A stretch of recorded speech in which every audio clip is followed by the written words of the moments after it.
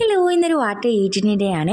അപ്പോൾ രാവിലെ നേരത്തെ എണീച്ചുകൊണ്ട് തന്നെ കുറച്ചൊന്ന് റിലാക്സ് ചെയ്ത് സിറ്റ് ഔട്ടിലൊക്കെ വന്നിരുന്ന് ചായ കുടിക്കാം കേട്ടോ.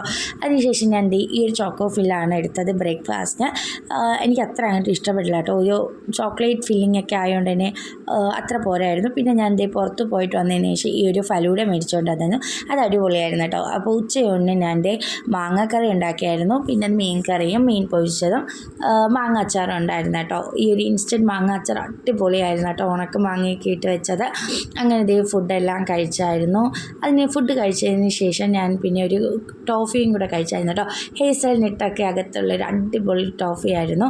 അങ്ങനെ പിന്നെ ഫുഡെല്ലാം കഴിച്ചു കുറച്ച് നേരം ഒന്ന് വിശ്രമിച്ചിട്ട് ഞങ്ങൾ പുറത്ത് കറങ്ങാൻ പോയായിരുന്നു കേട്ടോ. വന്നപ്പോഴേക്കും ഞങ്ങൾ പൊറോട്ടയും ബീഫെല്ലാം മേടിച്ചു. പിന്നെ നെച്ചോർ വീട്ടിലുണ്ടായിരുന്നു കേട്ടോ.